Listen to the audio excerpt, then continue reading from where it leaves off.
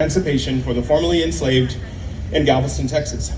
It also marks the beginning of the reunification between two nations, the Confederacy of America and the Union. It also begins the earnest work of bringing into being the equal participation of African Americans within the social political fabric of our nation. This time was and still is called Reconstruction. I believe that Reconstruction has never really ended. Historically, Reconstruction started around June 19th, 1865, and ended sometime around 1877, when the segregationists, and in those days, they were called patriots, succeeded in enacting laws that removed the ability to vote for many African Americans. And it also codified the ties between the state and private prisons, or called prisons back then. They were called work camps or education camps, or they were simply places where the imprisoned would go to build railroad stations.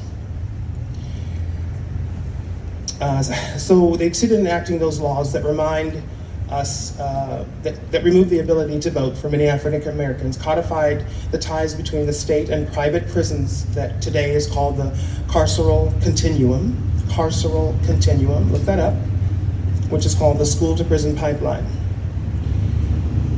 I know this is dense, so just like today, people of color are overrepresented within the system in general. We are stopped, we are frisked, we are imprisoned, and yes, we are even killed at higher proportionate rates than the majority of folks in the United States, in the United States. So in 1877, back in 1877, a black or brown person could be just accused of owing someone money or spitting on the public sidewalk and sent to work on the railroads and other private infrastructure projects for years or even decades for just a minor infraction. But you might say, the past is the past. We're different. We're much more enlightened, and we've moved beyond those things, and it just doesn't happen today.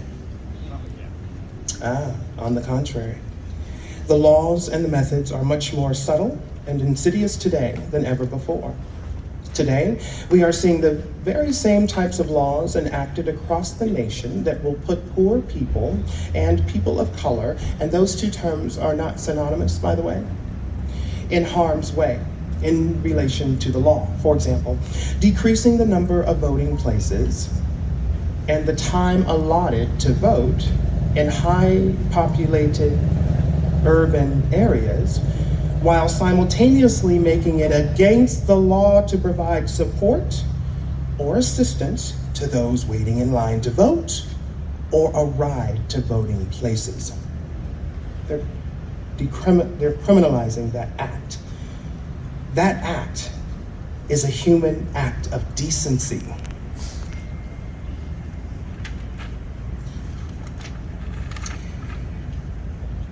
So as we have laws and bills that are going across the country and pushing towards the legislatures, as we begin to criminalize natural human behavior, the result will be the infringement and abridgment of the right to vote.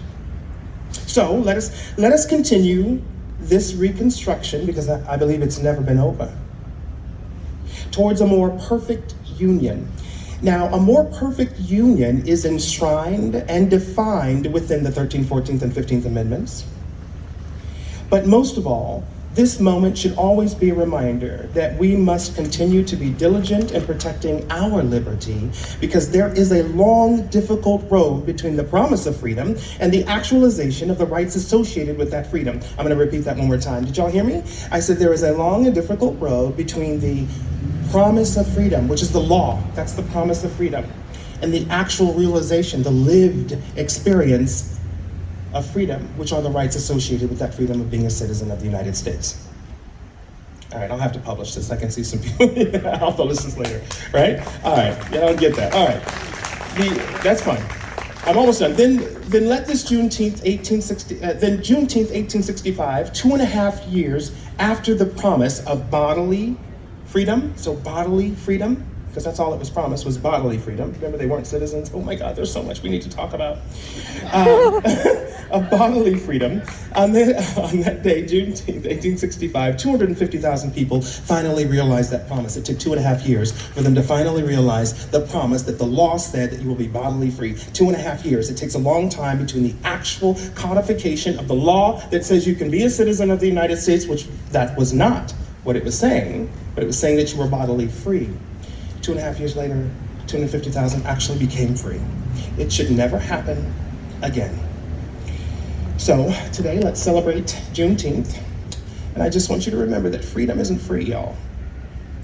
Freedom isn't free.